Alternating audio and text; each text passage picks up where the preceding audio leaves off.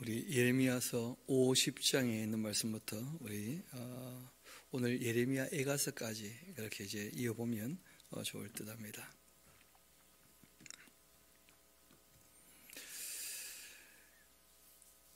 앞에 모든 이 나라들에 대해서 이 심판을 다 예고하고 모든 나라 중에 이제 특별히 바벨론 나라가 제일 마지막이 되겠죠, 그렇죠? 왜냐하면 바벨론 나라가 하나님 몽둥이가 되어서 그 이스라엘뿐 아니고 남유다죠, 그렇죠? 그 애국과 또 주변 모든 나라를 이렇게 징계하게 될 터인데 결국은 이제 이 바벨론도 교만하게 되어서 하나님께 징계받게 됩니다.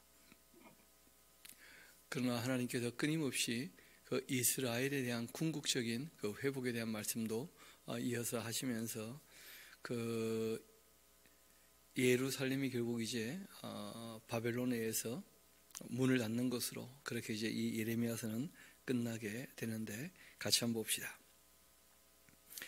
여호와께서 선지자 예레미야에게 바벨론과 갈대아 사람의 땅에 대하여 하신 말씀이라. 너희는 나라들 가운데 전파하라. 그리고 공포하라. 깃발을 세워라. 숨김없이 공포하여 이르라.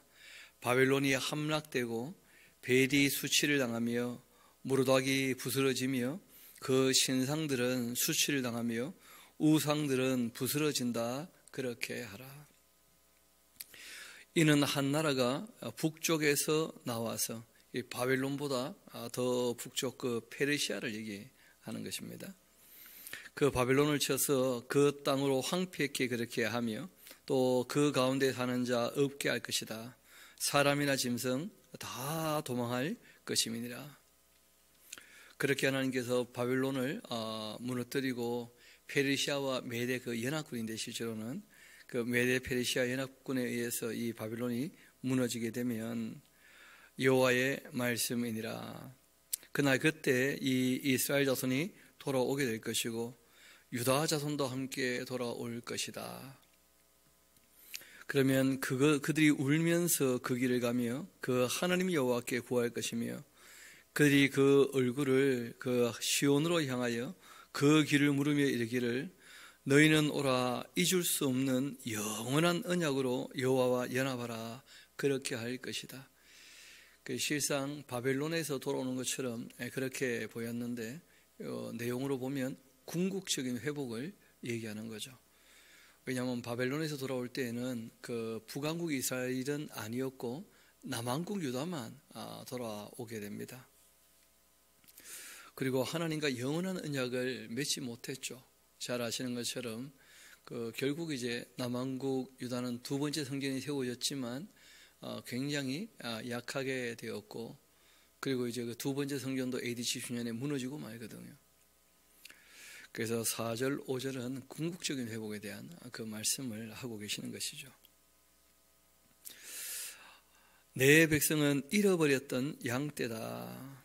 그 목자들이 그들을 그 곁길로 가게 하여 산으로 돌이키게 하였으므로 그들이 산에서 언덕으로 돌아다니며 쉴 곳을 잊었다.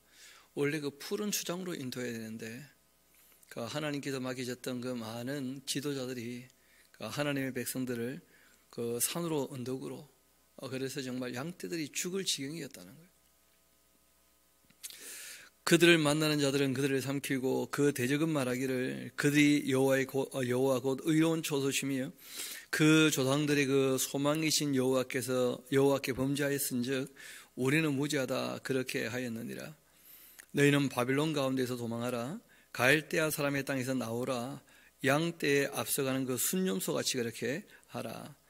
보라 내가 큰 민족의 무리를 북쪽에서 올라오게 하여 바벨론을 대항하게 할 테니까 그들이 대열을 벌이고 쳐서 정복할 것이라. 그들의 그 화살은 노련한 용사의 화살 같아서 허공을 치지 아니하리라. 갈대아가 약탈을 행할 것이라. 그를 약탈하는 자마다 만족해 될 것이다. 왜냐하면 바벨론이 워낙 많이 가지고 있었기 때문에 그 바벨론을 약탈하면 그 갈대아를 약탈하면 다 만족해 될 것이다 하고 말씀하십니다. 여호와의 말씀이니라. 그래서 이 6절부터 그 9절까지 내용은 바벨론에서 이제 돌아올 것을 말씀하시는 것이죠.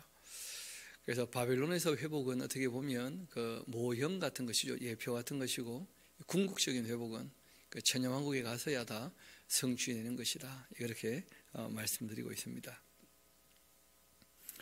11절 봅시다. 나의 소유를 노력하는 자여. 하나님의 소유는 이스라엘 나라를 얘기하죠. 그렇죠? 그 바벨론을 지금 쳐서 예언합니다. 하나님의 나라를 그 노략질하는 자. 너희가 그렇게 노력하고 난 다음에 즐거워하고 기뻐하고 타작하는 송아지같이 발굽을 구르고 막 군마같이 아주 힝거리면서 막 울고 그렇게 하는데, 그러므로 너희의 그 어머니가 큰 수치를 당하리라. 너희를 낳은 자가 치욕을 당하게 될 것이다. 보라, 그가 나라들 가운데 마지막과 광야와 또 마른 땅과 거친 계곡이 될 것이며, 여호와의 그 진노로 말미암아 주민이 없어 완전히 황무지가 될 것이라. 바벨론을 지나는 자마다 다 그 모든 재난에 놀라며 탄식해 될 것이다. 바벨론을 둘러서 대의를 거리고 화를 당기는 모든 자여, 화살을 아끼지 말고 쏘아라. 그가 여호와께 범죄하였기 때문에. 그 주위에서 고함을 지르려다. 그가 항복하였고 그 요새는 무너졌고 그 성벽은 허물어졌으니 이는 여호와께서 그 바벨론이 행한 대로 그에게 내리시는 그 하나님의 보복이라는 거예요. 그가 행한 대로 그에게 갚으시는 것이다. 파종하는 그 자와 추수 때에 낫을 잡는 자 바벨론에서 끊어버릴 것이다. 사람들이 그 압박하는 그 칼을 두려워하여 각기 그 동족에게로 돌아가며 또 고향으로 도망하게 될 것이다. 이 이스라엘은 흩어진 양인데 사자들이 그를 잡아먹으려고 따르고 있죠. 처음에는 아수르 왕이 그렇게 잡아먹었고, 다음에는 이 바벨론의 느부갓네살 왕이 그 이스라엘의 뼈를 꺾었도다. 그렇기 때문에 만군의 여호와 이스라엘 하나님이 이와 같이 말하는데, 보라, 내가 아수르 왕을 벌할 것이고 바벨론의 그 왕과 그 땅을 벌할 때가 올 것이다. 그러니까 이런 내용들은 예표적 사건이고요. 그리고 하나님께서 하시고자 하는 것은 이스라엘을 다시 그 목장으로 돌아가게 하리니 그가 갈멜과 바산에서 양을 기를 것이며 그 마음이 에브라임과 길라산에서 만족하게 될 것이다. 그리고 여호와의 말씀이라. 그날 그때가 되면 그 이스라엘의 죄악을 찾을지라도 없게 되는 때가 온다는 거예요. 예수님이 오셔서 죄를 다 사하시고 그리고 정말 이스라엘이 온전케 회개되어서 주님 품에 안기는, 그때는 천년왕국으로 또 넘어가는 것이죠. 그래서 바벨론에서 그 회복되는 것은 모형처럼 말씀하시고, 하나님께서 궁극적으로 회복을 말씀하실 때는 다 이 천년왕국으로 연결됩니다. 이스라엘의 그 죄악뿐 아니고 유다의 죄를 찾을지라도 찾아내지 못할 것이다. 이는 내가 남긴 자들을 용서할 것이기 때문에. 그래서 인을 떼고 나팔을 불고 진노의 대접을 다 퍼붓고 난 다음에 그 남긴 자 이렇게 표현하신 거죠. 그들을 다 용서할 것이기 때문이다 하고 말씀하십니다. 이는 여호와의 그 말씀이라. 너희는 올라가서 무라다임의 그 땅을 치고 북옷 주민을 쳐서 진멸하되 내가 너희에게 명령한 대로 다 하라. 그 땅에 그 싸움의 소리와 큰 파멸이 있게 될 거다. 온 세계의 그 망치가 어찌 그리 꺾여 붙어졌는고, 바벨론이 어찌 그 나라들 가운데 황무지가 되었는고. 바벨론아, 내가 너를 잡으려고 올무를 놓았더니 너가 깨닫지 못하여 걸리고 말았고, 너가 감히 여호와와 싸웠기 때문에 결국 발각되고 잡혔도다. 여호와께서 그 변기창을 열고 분노의 무기를 꺼낸 것은 주 만군의 여호와께서 갈대아 사람의 그 땅에 행할 일이 있기 때문이다. 이 갈대아가 하나님의 몽둥이로 일을 하지만 워낙 악을 많이 행했기 때문에 하나님이 때리라고 하는 것보다 너무 많이 때려가지고 사람들 아주 곤혹스럽게 만들었다는 거예요. 그래서 그 갈대아 무너지게 될 거다 하고 말씀하시는 것인데, 먼 곳에 있는 너희는 와서 그를 쳐라. 먼 곳에 있는 너희는 메데 페르시아를 얘기하는 거죠. 이제 와서 그 갈대아, 그 바벨론을 치고 그 곳간 열고 그것을 그 곡수더미처럼 쌓아 올려라. 그를 진멸하고 남기지 말아라. 그 황소를 다 죽여라. 그를 도살하려 내려보내라. 그들에게 화가 있도다. 그들의 날 그 벌 받는 때가 이르렀기 때문이다. 바벨론 땅에도 도피한 자의 소리여, 시온에서 우리 하나님 여호와의 그 보복하시는 것, 그의 성전에 보복하시는 것을 선포하는 소리로다. 그래서 이 예루살렘을 무너뜨리고 성전을 이 불사르고 있던 것, 실제 그것은 하나님께서 떠나서 일어난 일이기도 하지만 바벨론이 너무 악하기 때문에 너무 지나치게 행동한 것이라는 거예요. 하나님 보시기에. 하나님을 두려워했다면 감히 성전에 불을 지르거나 그러지는 못했겠죠. 아무리 자신들이 예루살렘을 포위하고 쳐서 무너뜨린다 할지라도. 그래서 하나님께서 내가 잠시 예루살렘이 악해가지고 떠난 것은 떠난 것인데 예루살렘에 와서 하나님 두려운 줄 모르고 너무 악을 행한 바벨론, 내버려 둘 수 없다는 거예요. 활 쏘는 자를 바벨론에 소집하라. 활을 당기는 자여, 그 사면으로 진을 쳐서 피하는 자가 없게 하라. 그가 일한 대로 갚아주고, 그리고 그가 행한 대로 그에게 갚을 것이다. 그가 이스라엘의 거룩한 자 여호와를 향하여 교만하였기 때문에. 바벨론도 결론적으로 이제 무엇이 제일 큰 죄악이냐? 교만과 우상 숭배죠. 교만하기 때문에 함부로 행동했다는 거예요. 생각 없이, 조심 없이. 왜냐하면 지금 본인이 제일 강하니까, 세상 나라 중에서. 그러니까 너무 함부로 행동했다는 거예요. 하나님 두려워할 줄 모르고. 거기에 대한 심판이 반드시 있다, 그렇게 말씀하신 것입니다. 그래서 하나님께서 페르시아에게 악한 바벨론, 행한 대로 그들에게 갚아주어라, 그렇게 하신 것이죠. 그러므로 그날 장정들이 거리에 엎드려지고 군사들은 다 멸절될 거다. 여호와의 말씀이라.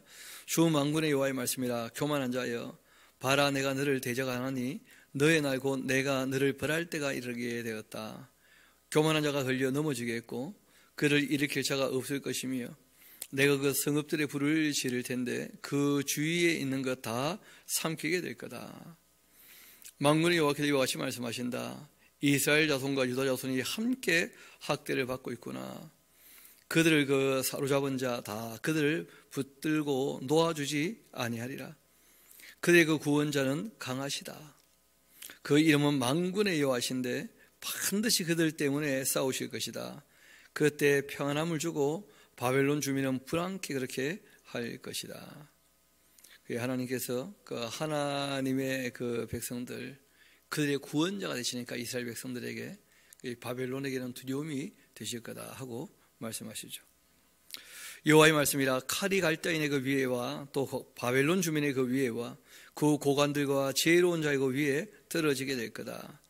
칼이 자랑하는 자의 위에 떨어질 텐데 그들이 어리석게 될 것이고, 또 칼이 용사 위에 떨어질 텐데 그들은 아주 놀라게 될 것이고, 칼이 바벨론의 말들과 병거들과 그들 중에 있는 여러 민족 위에 떨어지게 될 텐데 그들이 여인같이 될 것이며, 칼이 보물 위에 떨어지니 모든 것들 다 약탈되고 말 것이다. 이 바벨론과 또 바벨론과 함께했던 여러 나라들, 악한 나라의 아주 대명사이기도 합니다, 바벨론이. 그래서 악과 함께했던 모든 나라들 반드시 하나님의 칼에 무너지게 될 때가 온다 하고 말씀하시죠. 가뭄이 물 위에 내려 그것을 말리게 될 텐데 그 이유가 있다는 거예요. 그 땅이 조악한 신상의 땅이기 때문에 그들은 무서운 것을 보고 결국 실성하였음이니라. 우상 숭배를 하고 있기 때문에 결국 그들이 이제 정말 매운맛 보게 될 거다. 진짜 신이 누군가, 그걸 알게 되면 진짜 혼비백산하겠죠. 자기들이 신을 만들어 놓고도 진짜 신이 누군지를 알지 못하는. 왜냐하면 시간이 지나가면 누군가는 만들었을 텐데 그 신을, 시간이 지나면 원래부터 있는 것처럼 또 오해되고 여겨진다는 거예요. 그래서 우리가 좀 역사를 더 공부해보고 태초에 천지 만물을 창조한 신이 아니라면 그 신이라 할 수 없다는 거 아니겠어요? 그리고 천지 만물을 창조한 신은 실제로 근본적인 천국에 스스로 계시는 분이시죠. 그분이 궁극적으로는 그 심판주가 되실 거예요. 구원하시는 분이신데 하나님의 그 구원의 은혜를 받아들이지 않는다면 하나님과 영원히 사귈 수가 없는 것이죠. 그래서 우리가 창조주에 대한 신앙, 구세주에 대한 신앙, 그리고 또 하나님께서 은혜와 긍휼과 자비를 베풀어 주시는 보혜사가 되신다 하는 것과 함께 그 구원자가 곧 심판주가 되신다. 구원의 빛을 비추어 주실 때 그 빛 가운데 거하기를 원하지 않는다면, 사랑의 빛을 비추어 주시는데 그 사랑을 받아들이지 않고 하나님을 사랑하지 않는다면, 진리의 빛을 비추어 주시는데 그 진리의 빛 가운데 거하지 않고 진리를 떠나 산다면, 그러면 결국은 그 자체가 심판이 되고 마는 것이죠. 그러므로 사막에 들린 승이 승냥이와 함께 거기에 살게 되고 파주도 그 가운데 살게 될 것이다. 영원히 주민이 없고 대대의 살 자가 없게 될 것이다. 그 바벨론 얘기하는 거죠. 여호와의 말씀이니라. 하나님께서 이 소돔과 고모라와 그 이웃 성읍들을 뒤엎었듯이 거기에 사는 사람 없게 할 거고 그 가운데 머물러 사는 사람이 아무도 없게 그렇게 할 것이다.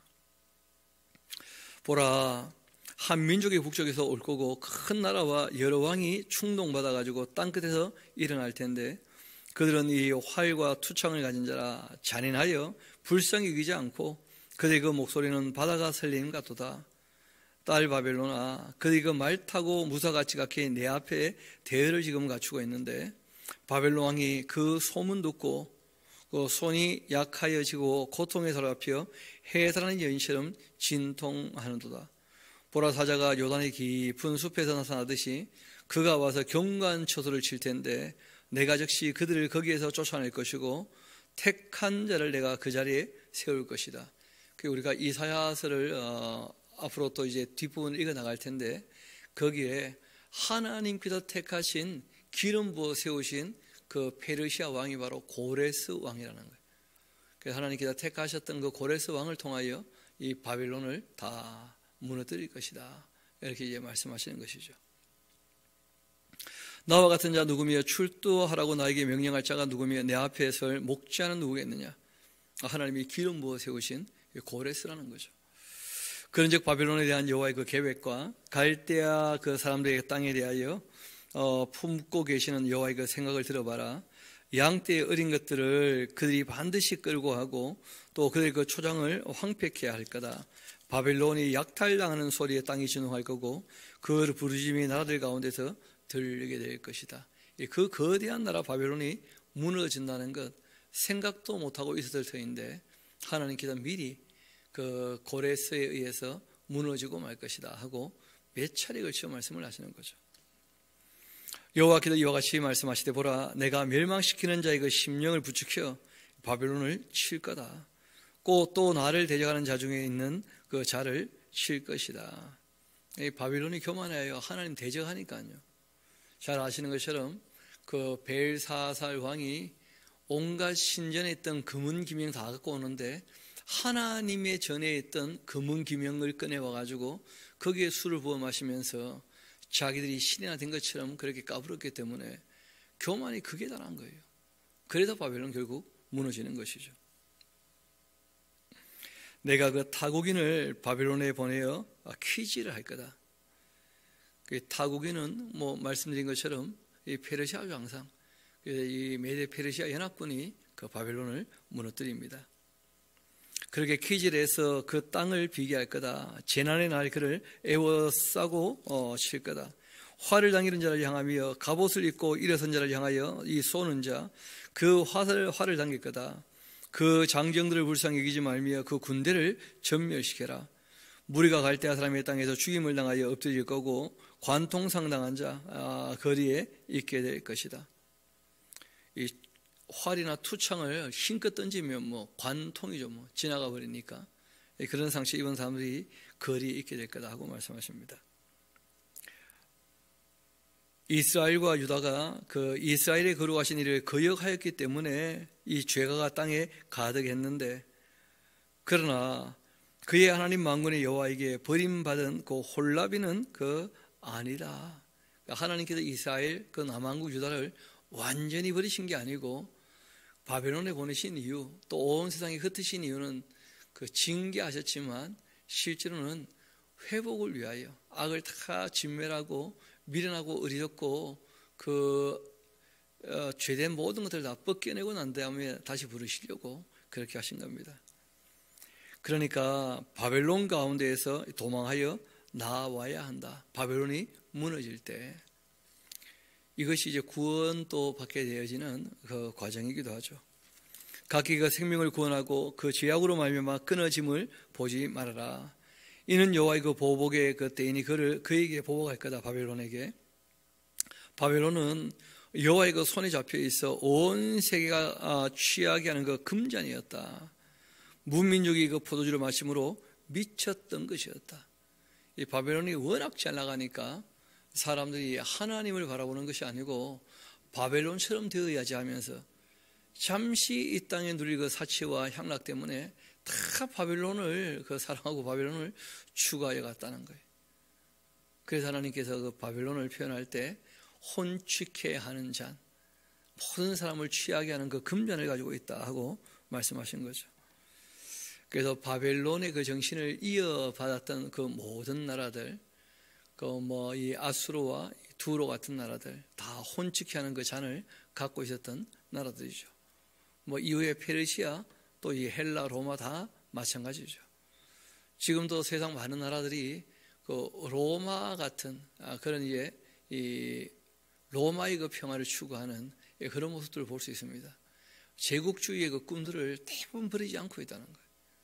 로마가 온 세상을 지배했던 것처럼 큰 나라들은 그런 이 생각들을 저버리지 않는 모양이에요. 보니까 지금 미국도 그렇고 중국도 그렇고 러시아도 그렇고 세계 큰 나라들은 다 이 로마 제국의 그 꿈을 버리지 않고 있는 것으로 그렇게 보입니다.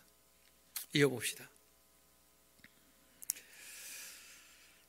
바벨론은 갑자기 넘어져 파멸되는데 이로 말미암아 올라 그 상처를 위하여 요항을 구하라. 혹 나을 것이다. 낫겠다가 아니고요. 내가 치는데 고친다고 낫겠냐 그래. 이런 반어법적인 표현입니다. 우리가 바벨론을 치료하려 하여도 낫지 아니한즉 이 버리고 각기 고향으로 돌아가자. 그 화가 하늘에 미쳤고 궁창에 달했음이로다. 여호와께서 우리 공의를 드러내셨으니까 오라 시온에서 우리 하나님 여호와 앞에 우리 하나님 여호와의 그 일을 선포하자 하면서 하나님께서 미리 말씀하시더니 말씀하신 대로 바벨론은 무너졌고 우리는 회복시키셨구나. 그렇게 할 때가 오는 거죠. 화살을 갈고 둥근 배를 준비해라. 여호와께서 메대 왕들의 그 마음을 그렇게 부죽히셨다. 그리고 바벨론을 멸하기로 뜻하시나니 이는 여호와께 보복하시는 것 곧 그 성전을 위하여 보복하시는 것이다. 말씀드렸죠. 하나님이 성전을 떠나시는 거야 하나님의 마음인데 문제는 하나님이 성전을 떠나셨다 할지라도 그 성전을 또 불태우고 무너뜨리고 하는 것은 그 아주 악한 짓이에요. 그래서는 안 되는 거죠. 그러니까 우리가 구한 말 그 조선이 부패하고 타락했다. 그거 너무 당연한 얘기죠. 그렇다고 해서 일본이 와가지고 그 조선 사람들이 그렇게 괴롭게 해도 괜찮으냐? 그건 또 딴 문제입니다. 그래서 이제 일본도 굉장히 혹독하게 그 마지막에 세상 어느 나라도 맞지 않았던 원자폭탄 2대나 더 터지면서 그렇게 어려움 당하게 또 된 것이죠. 반드시 너가 행한 대로 너희 머리에 돌아가게 될 것이다. 그렇게 하신 것이거든요. 그런 면에서 이제 이 애굽이란 나라는 좀 독특합니다. 애굽도 바벨론의 정신을 따랐던 나라인 것은 확실한데 그런데 애굽에게는 그 일말의 여지가 좀 남아 있는 거예요. 이사야 19장을 보면 애굽의 회복에 대한 말씀이 꽤 많이 나오거든요. 그럼 우리가 이제 출애굽기 창세기부터 출애굽기를 배우면 알 수 있는데 바벨론과 조금 다르게 잘 아시는 것처럼 이스라엘 백성들을 다 품에 안아주고 가나안 땅 모든 사람을 다 먹여 살려줬었다는 거예요. 그리고 이 요셉의 그 정책을 그대로 수용해가지고 그 7년 동안 흉년 들어서 다 굶어 죽게 생겼을 때 그 주변 모든 나라를 이 애굽이 다 먹여 살렸거든요. 심지어 뭐 우리 예수님 급할 때 도망가면 어디로 도망가십니까? 그 애굽으로. 그래서 그 애굽에 대한 이 회복에 대한 말씀이 성경에 곳곳에 이제 나오게 되는 거죠. 그러나 그것은 천년왕국이 가야 이루어지게 될 겁니다. 그래서 애굽에 대해서는 미약하게는 되겠지만 망하지는 않을 거다 하고 천년왕국 전에는 이 땅에 존재는 계속할 거다 말씀하셨는데 참 놀랍게도 하나님께서 내려앉을 거다 말씀하셨던 그 아수르, 두루, 바벨론 그리고 이제 페르시아 이런 나라들은 다 내려앉았고 헬라까지 그리고 하나님께서 미약하지만 남을 거다 했던 나라들은 그대로 좀 다 남아있는 것이죠.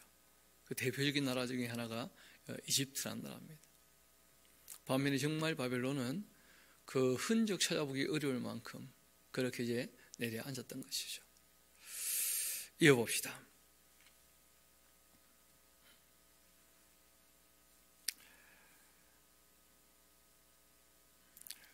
11절부터 다시 한번 읽어드리겠습니다. 바벨론 성벽을 향하여 깃발 세우고 또 튼튼히 지키며 파수꾼 세우고 복병을 매복시켜 방비하라. 이는 여호와께서 바벨론 주민에 대하여 말씀하신 그대로 계획하고 행하시기 때문이다. 많은 물가에 살면서 재물이 많은 자여 너의 재물의 그 합계 곧 한계 곧 너의 끝이 이제 오게 되었다. 만군의 여호와께서 자기의 그 목숨을 두고 맹세하시는데 내가 진실로 사람을 메뚜기같이 너에게 가득하게 할 테니까 그들이 너를 향하여 환성을 높이게 될 거다. 이 페르시아가 와서 메데 페르시아 연합군에 와서 바벨론을 포위하고 결국 무너지게 하겠죠. 그 많은 물가에 살았다는 말이 말씀드린 것처럼 바벨론이라고 하는 이 큰 성이 그 해자를 판 것이 아니라 강을 이렇게 좌우편으로 그렇게 흐르게 만들어 가지고 그 바벨론 성이 그 어떻게 보면 그 운하를 파서 그 운하 중앙에 있는 강 중앙에 있는 것처럼 그렇게 이제 만들어 놨기 때문에 이렇게 표현하신 거죠. 여호와께서 그 능력으로 땅을 지으셨고 그 지혜로 세계를 세우셨고 그 명철로 하늘을 펴셨고 그 목소리를 내시니까 하늘에 많은 물이 생기나니 그는 땅끝에도 구름이 오르게 하시고 비를 위하여 번개를 치게 하시며 그 곳간에서 바람을 내시거늘. 사람마다 참 어리석고 무식해서 하나님께서 성실하게 일해서 그 빛을 비추어 주시고 비를 내리신다는 것을 전혀 생각을 안 하는 거예요. 그냥 쉽게 말하죠. 자연이다. 그냥 우연히 스스로 이루어지는 거다. 그냥 어쩌다 보니까 그렇게 된 거다. 아니 세상에 어쩌다 되는 게 어디 있습니까? 이 밥 한 공기를 하려고 해도 누군가는 농사를 지어야 되고 누군가는 그걸 팔아야 되는 것이고 다 정제해서 그걸 또 누가 사서 또 누군가는 불을 피워야 되고 그 냄비에 또 올려가지고 그 밥을 해야 밥이 되는 것인데 밥 한 공기도 그냥 되는 게 없는 법인데 어떻게 세상 모든 만물의 그 이치가 우연히 그냥 된단 말입니까? 하나님께서 그렇게 자연 만물을 통해서 자신을 계시하셨는데 일반 계시라 그러잖아요. 그렇죠? 하나님이 충분히 만물의 그 능력이 어떠하신지를 충분히 보여 알만하게 아셨는데 그걸 뻔히 보면서도 하나님이 없다. 그러니까 하나님께서 그런 사람들 유기 내버리시고 그러는 거예요. 또 이 성경책을 우리에게 주셔가지고 하나님 하신 일과 하실 일들 또 우리 양심에 너무나 합당한 왜냐하면 우리 양심도 하나님께서 만드셨으니까요. 그 율례와 법도를 말씀하시면서 참되게 선하게 의롭게 아름답게 살아가라고 말씀하시는 그 음성을 듣고 있으면서도 전혀 하나님 말씀을 알아듣지 못하고 있다면 게다가 이 우리의 시조가 죄를 지어서 결국은 다 죽을 수밖에 없는 존재였고 죄 아래 태어난 존재들이었는데 예수님이 오셔서 죄 문제 해결하시고 영생에 대한 소망을 주셨다는데 그 은혜의 말씀에 대해서 전혀 무감각하게 감사하지도 않고 하나님이 심판하시겠다는데 행한 대로 전혀 그 심판 두려워하지도 않고 그래서 하나님께서 유기하신다는 거예요. 또 하나님께서 세상 역사를 통해서 결국 교만했던 나라들 그 악행이 가득 찬 나라들은 반드시 멸망한다는 것을 우리에게 끊임없이 보여주셨거든요. 역사로 말미암은 계시가 있지 않습니까? 그런데 그 역사의 교훈을 전혀 배우지 못하면 그 역사를 모르는 민족은 망하는 거죠. 그래서 하나님께서 이런 모양 저런 모양으로 부지런히 하나님 어떤 분인지 우리에게 알려주고 계시는데 정말 그걸 보고 들을 수 있는 눈이 없고 깨닫는 마음이 없는 사람들, 고침받을까 봐 두려워가지고 여전히 죄 가운데 살며 교만하게 욕심으로 살기를 원하는 사람들, 하나님과 영원히 관계를 맺지 못하는 것이죠. 그래서 성경은 끊임없이 돌이켜야 한다, 하나님께로 그렇게 이제 말씀하시는 것인데, 하나님께서 말씀하시는 것이 이렇게 하나님이 온 우주 만물을 다 운영하셔가지고 사람을 먹이시는데 사람마다 참 어리석고 참 무식하구나.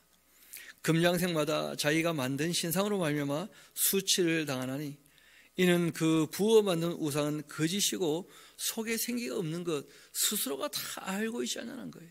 스스로가 다 자기가 만들었으니까. 그것들은 다 헛것들이고 했던 것들이고 조롱거리니 징벌하시는 때에 멸망할 것이다. 그러나 야곱의 분깃 하나님은 그와 같지 않으시다. 그는 만물을 창조하신 분이시고 이스라엘은 그의 소유인 지파이기 때문에 그 이름은 만군의 여호와이시다. 하나님이 이스라엘을 그래도 특별하게 생각하시는 이유가 있다는 거예요.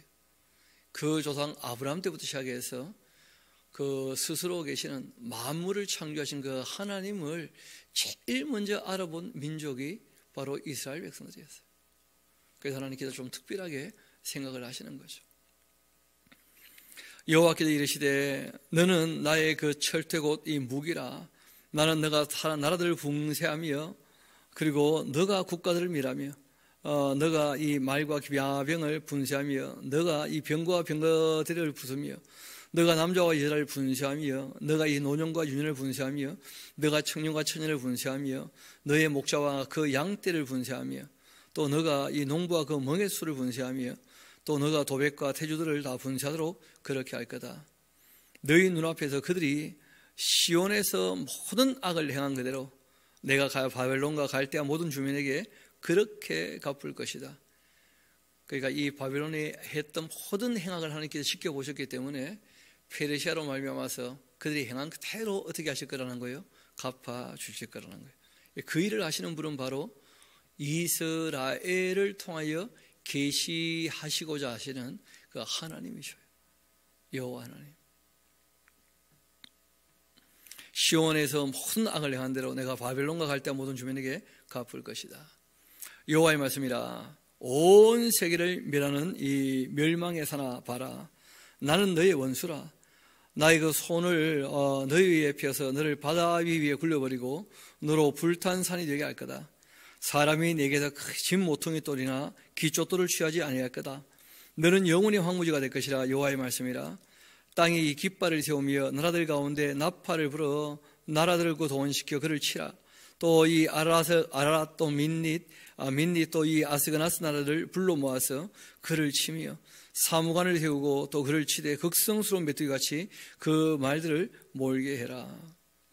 그 무백성 곧 이 메대 사람의 그 왕들과 그 도백들과 그 모든 태수와 그 관할한 모든 땅을 준비시켜서 그 바벨론을 반드시 치게 하라 하면서 땅이 진동하며 소용돌이치니 이는 이 여호와께서 그 바벨론을 쳐서 그 땅을 황폐케 해서 주민이 없게 할 계획이 다 세워졌기 때문이다. 바벨론의 그 용사는 싸움을 그치고 그들의 그 요새에 머무르나 기력이 쇠하여 여인같이 되고 또 그들의 그 거처는 불타고 그 문밑장은 부러졌으며 보발꾼은 보발꾼을 맞으려고 달리며 전령은 전령을 맞으려고 달려가서 바벨론 왕에게 전하기를 그 성읍 사방이 함락되었으며 그 모든 나라는 빼앗겼으며 갈대밭이 불탔고 군사들이 겁에 질렸더이다. 그렇게 하는 소리를 바벨론 왕이 듣고 멸망하게 될 거다 하고 말씀하신 거죠. 만군의 여호와 이스라엘 하나님께서 이와 같이 말씀하시되 딸 바벨론은 때가 이른 타작마당과 같은지라 멀지 않아 추수때가 이르리라. 그렇게 하시도다. 바벨론의 그 느발산 왕이 나를 먹으며 나를 멸하며 나를 빈 그릇 되게 하며 큰 뱀같이 나를 삼키고 나의 좋은 음식으로 그 배를 채우고는 나를 쫓아내었다. 하나님께서 세워서 일하게 했는데 그 바벨론 왕이 교만하게 되었다는 거예요. 하나님을 내쫓았다는 거예요. 내가 받는 그 폭행과 내 육체에 대한 이 학대 바벨론에 돌아가기를 원한다고 시온의 주민이 말하게 될 것이다. 내 피를 흘린 죄가 갈대아 주민에게로 돌아가기를 원한다고 예루살렘에 그렇게 말할 것이다. 하나님께서 자신을 마치 이스라엘과 동일시해서 말씀하셔요.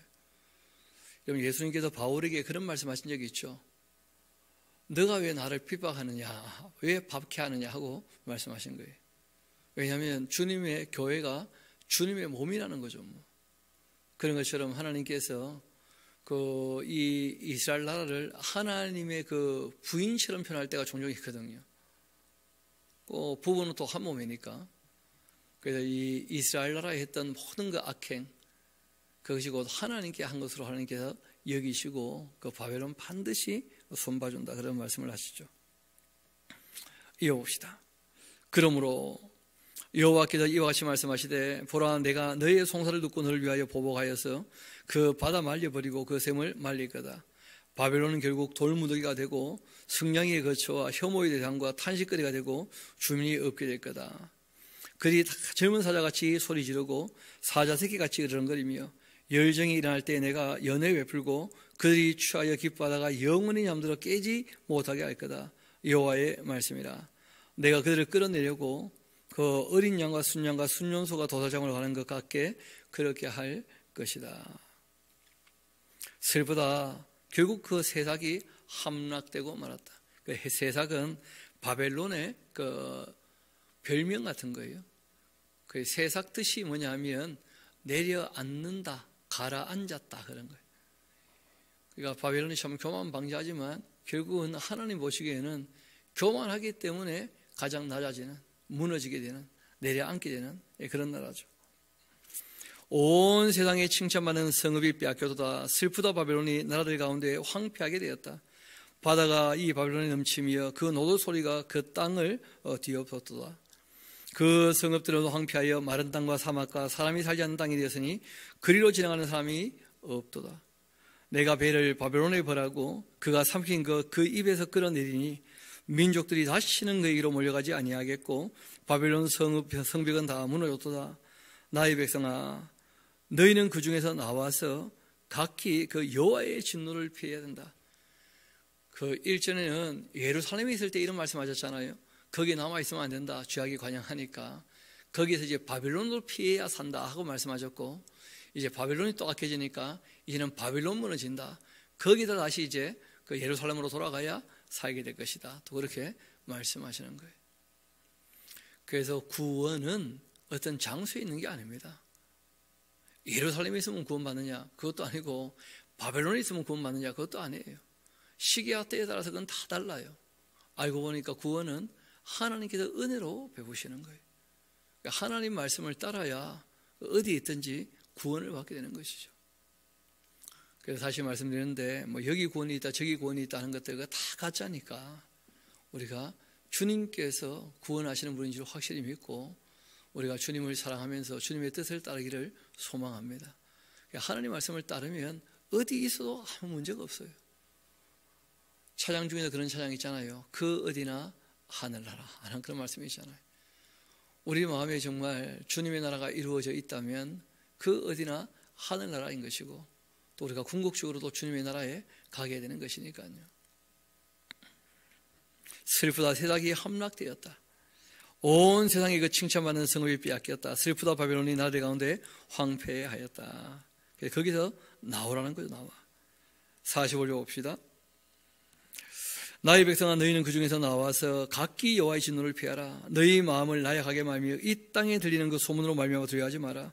소문은 이에도 있겠고 저에도 있으리라. 그 땅에는 강포함이 있고 다스리는 자가 다스리는 자를 서로 치게 될 거다. 그러므로 보라, 날이 이르게 되면 내가 바벨론의 그 우상들을 벌하게 될 거고 그 온 땅이 치욕을 당하겠고 그 죽임당할 자가 모두 그 가운데서 엎드려질 거다.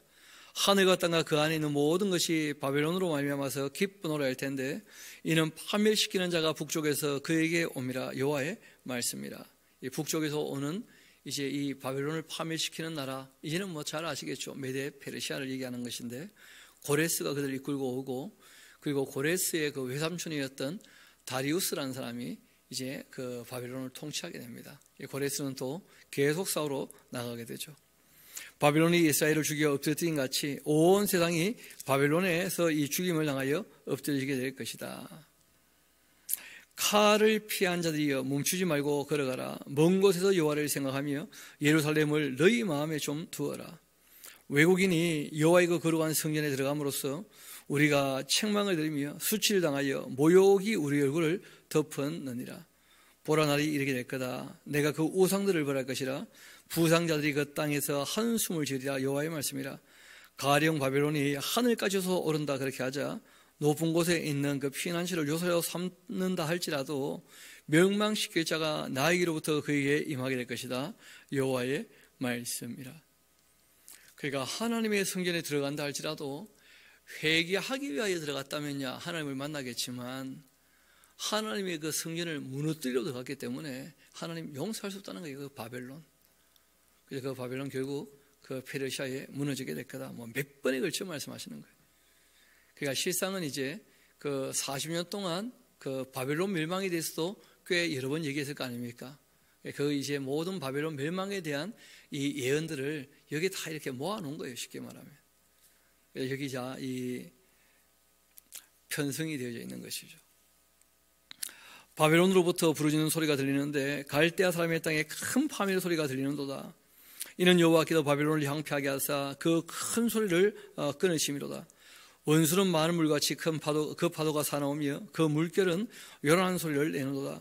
곧 멸망시키는 자가 바벨론에 이르렀음이라. 그 용사들이 사로잡히고 그들의 그 활이 꺾이도다. 여호와는 보복의 그 하나님이십니다. 반드시 마시는 분이에요. 보복하고 응징하시는 그 하나님의 성품을 꼭 기억하셔야 돼요. 이 성경에 보면 허리도 남김없이 털끝 하나 하나님께서 잊지 않으시고 반드시 갚으신다는 말씀이 꽤 여러 번 얘기되고 있죠. 만군의 여호와라 일컫는 왕이 이와 같이 말씀하시되 내가 그 고관들과 지혜 있는 자들과 도백들과 태두들과 용사들을 취하게 하리니 그들이 영원히 잠들어 깨어나지 못할 것이다. 만군의 여호와께서 이와 같이 말씀하신다. 바벨론의 그 성벽은 회파되겠고 그 높은 문들은 불에 탈 것이며 백성들의 그 수고는 헛될 것이고 민족들의 그 수고는 불탈 것인즉 그들이 쇠장케 될 것이다. 유다의 그 시드기야 왕 4년에 마사의 그 손자 네리야의 아들 스레야가 그 왕과 함께 그렇게 바벨론으로 갈 때 선지자 이사 예레미야가 그에게 말씀을 명령하는데 스레야는 병참감이었던 그런 인물이었죠. 예레미야가 바벨론에서 닥칠 모든 재난, 곧 이 바벨론에 대하여 기록한 이 모든 말씀을 그 책에 다 기록한 책에다가 그 바벨론 멸망에 대한 예언만 따로 딱 책을 만들어가지고 보내줬다는 거예요. 이스라엘 백성들을 격려하려고. 왜냐하면 바벨론은 정말 반드시 무너질 거니까. 그리고 이제 잘 아시는 것처럼 고레스가 그 바벨론을 무너뜨리게 되었을 때 그 예언책을 당연히 고레스에게 보여주는 것이죠. 예레미야의 글을 보여줬다고 되어 있거든요. 다니엘서를 보면 다 읽으셨고, 그러니까 당연히 이제 고레스가 깨닫게 되는 거죠. 아, 내가 하나님이 특별히 나를 불러서 일을 하게 하셨던 것이었구나. 그러면 이제 알게 되니까 처음보다 하나님 말씀하신 대로 이제 모든 나라를 다 해방시켜주는 일이 있게 됩니다. 스라에게 말하기를 너는 바벨론에 이르거든 상과 이 모든 말씀을 읽어주고 말하기를 여호와여 주께서 이곳에 대하여 말씀하시기를 이 땅이 멸하게 되어서 사람이나 짐승을 거기에 살지 못하게 하고 영원히 피해가 되리라 하셨나이다. 그렇게 하라. 그리고 너는 이 책 읽기를 다한 후 책을 돌에 메어 유브라 강 속에 던져라. 말하기를 바벨론이 그 나의 재난 때문에 이같이 몰락해서 다시는 일어서지 못하게 될 거다. 그들이 피피하리라. 그렇게 하라 하니라.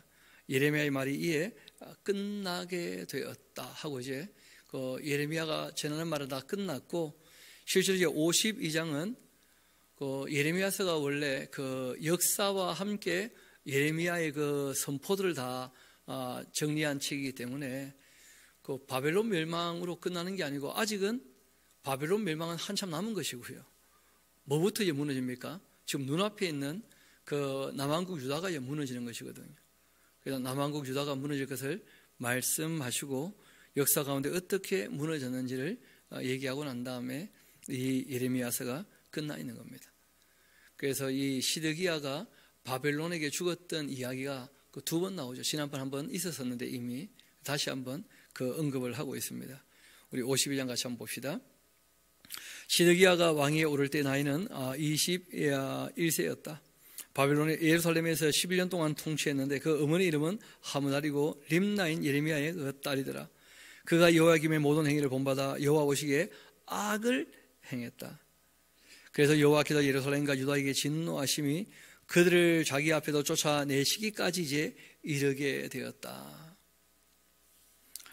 시드기야가 바벨론 왕을 배반하게 되었고 시드기야 제9년 10째 달 말씀드렸죠. BC 588년 그 10월. 그래서 이제 10월에 금식이 생기게 된 것인데 바벨론의 그 느부갓네살이 그 모든 군대를 거느리고 예루살렘을 치러 올라와서 그 성에 대하여 진치고 주위에 토성을 쌓음에 그 성이 시드기야 왕시 11년까지 포위되고 있다가 그 해 넷째 날, 그러니까 9년이 BC 588년이었으니까 그 11년 되면 2년 지났으니까 BC 586년이 되는 거죠. BC니까. 그래서 586년 4월에 그 4월 9일에 성중의 기근이 심하여 그 땅 백성의 양식이 떨어져 버렸고 그 성벽은 결국 그때 파괴되었고 모든 군사가 밤중에 그 성에서 나가 두 성벽 사이 왕의 동산 견문길로 도망하여 갈대아인들이 그 성읍을 에워쌌으므로 그들이 아라바 길로 갔다.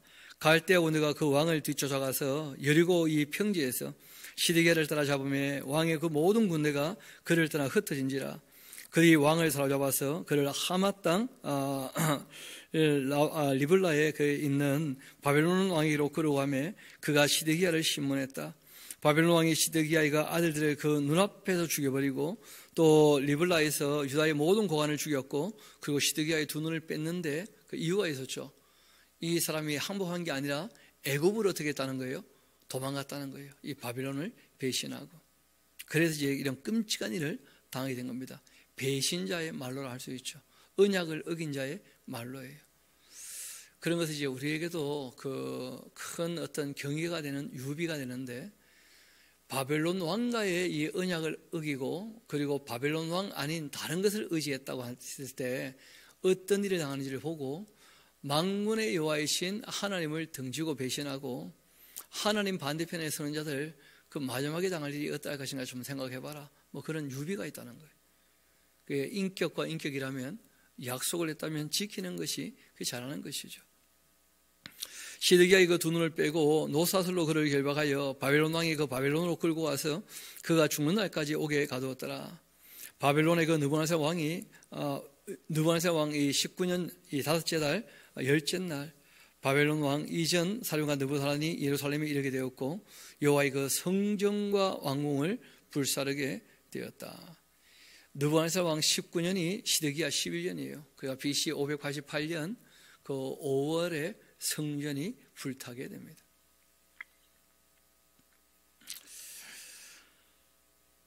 그렇게 여호와의 성전과 왕궁을 불사르고 예루살렘의 그 모든 집과 고관들의 집까지 불살랐고 사령관을 그 따르는 갈대아 사람의 그 모든 군대가 예루살렘 사면 성벽을 헐어버렸고 사령관 느부사라단이 백성 중에 가난한 자와 또 성중에 남아있는 그 백성과 바벨론 왕에게 항복한 자와 또 무리의 그 남은 자를 다 사로잡았고 또 가난한 백성은 남겨두고 포도원을 관리하는 거자 농부가 되게 하였다.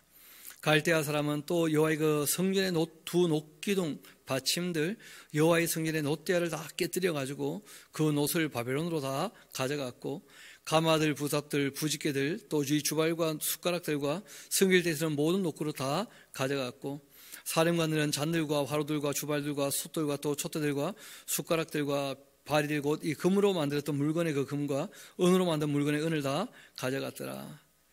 그리고 솔로몬 왕이 여호와의 그 성전을 위하여 만들어 두었던 두 기둥과 한 바다와 그 받침 아래에 있는 12이 놋소 곧 이 모든 기구의 그 논무게는 헤아릴 수가 없더라. 그 기둥은 한 기둥의 높이가 18규빗이었고 그 둘레는 12규빗이었고 그 속이 비어있고 또 이 두께는 4손가락 두께였고 기둥 위에 그 논머리가 있고 그 높이가 5규빗이고 머리 3면으로 돌아가면서 꾸민 망사와 또 석류가 다 놋이었고 또 다른 기둥에도 이런 모든 것과 석류가 있었더라.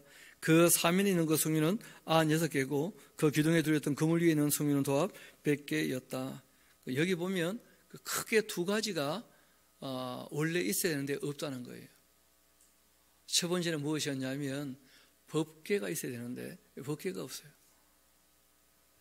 그러니까 법궤가 일전에 그 바로왕 그 시삭이 왔을 때 그 로밤이 뺏긴 거 아니겠는가? 아니면 또 이 솔로몬의 그 아들 중에 그 배다른 아들이 얼마든지 있었지 않았습니까? 1000명쯤 되는데 그 스바 여왕의 그 아들이었던 메네릭 왕자가 훔쳐간 거 아닌가 뭐 그렇게 보기도 하거든요. 여하튼 법궤가 안 보여서 그게 참 의아한 것이고, 두 번째는 원래 그 예루살렘 성전은 황금의 성이라 예루살렘이 불릴 만큼 그 금으로 완전히 그냥 성전을 뒤엎었었거든요. 그런데 이 세월 지나는 동안 외침이 있으면 그 뜯어다 바치고 하는 바람에 금이 너무 적다는 거예요. 금이.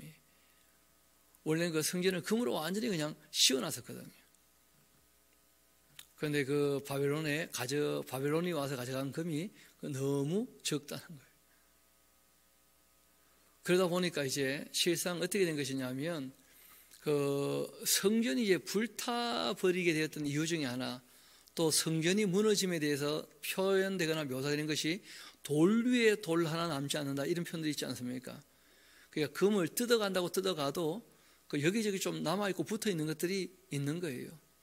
그러니까 이 성전을 완전히 회파해가지고 돌 하나하나 들어가면서 금은 귀하니까 그래가지고 진짜 성전은 돌 위에 돌 하나 남지 않고 완전히 그냥 회파되고 만 거예요. 금 때문에. 그래서 덮어놨던 금들은 보이지 않는데 그 돌과 돌 사이에 또 이 금으로 메꿨던 것들이 좀 있었거든요. 그러니까 이 성전이 불타면서 금은 녹아서 또 그 밑으로 흐르고 막 그렇게 됐을 테니까 결국은 정말 문자 그대로죠. 돌 위에 돌 하나 남지 않고 그렇게 된 것이었습니다.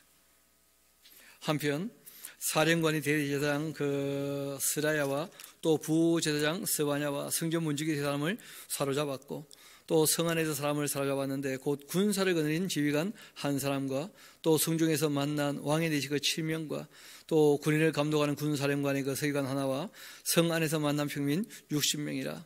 사령관 그 느부갓네살은 그들을 사로잡아서 림나에 있는 바벨론 왕위로 나아갔고, 바벨론 왕이 이 하맛 땅 림나에서 다 쳐 죽였는데 이와 같이 유다가 사로잡혀서 본국을 떠나게 되었다. 느부갓네살이 사로잡아간 백성은 이러한데 그 7년에 유다인이 3023명, 그리고 느부갓네살 왕 14년에 예루살렘에서 사로잡아간 자는 832명, 느부갓네살 그 제23년에 사령관 느부사라단이 사로잡아간 유다 사람들이 745명, 그 총수는 4,600명 이렇게 되어 있고, 실제로 우리가 역사를 보면 두 번 더 있었어요. 그래서 총 한 침략이 한 5번 있고 잡혀간 것도 한 5번 그렇게 있습니다. 유다왕 요야긴이 사로잡혀간 지 그 37년 곧 이 바벨론 에빌므로닥 왕의 그 즉위 원년 12째 달 25째 날 그가 유다의 그 요야긴 왕의 머리를 들어 주었고 감옥에서 풀어 주었다. 왜냐하면 요아스, 요야긴, 시드기야 이 4명이 이제 마지막 그 왕들이었는데 이 중에 유일하게 바벨론에 항복한 왕이 있었습니다. 그 왕이 요야긴이었어요. 그 악한 왕이었죠, 당연히. 그런데 23년 세월 동안 그 마음에 뭐 회개가 있었는지 하나님께서 은혜를 베푸셔서 그 잡혀갔던, 항복에서 잡혀갔던 그 요야긴 왕은 머리를 들게 되었다. 그런 내용이 기록되어 있습니다. 유다왕 요야긴이 사로잡혀간 지 37년 곧 바벨론의 그 에빌므로닥 왕의 그 즉위 원년 12째 달 그 25째 날 그가 유다의 그 요야긴 왕의 머리를 들어 주었고 감옥에서 풀어 주었다. 왕이 바뀌었으니까 뭐 경사니까 아주 큰 경사니까 그래서 시혜를 베풀어 가지고 뭐 이 풀어줄 만한 사람은 다 풀어주는 것으로 그렇게 했던 모양인데요. 그에게 친절하게 말하고 그 자리를 그와 함께 바벨론에 있는 왕들의 자리보다 높여주고, 그리고 그 죄수의 의복을 갈아입혀 그 평생 동안 항상 왕의 앞에서 먹게 하였다.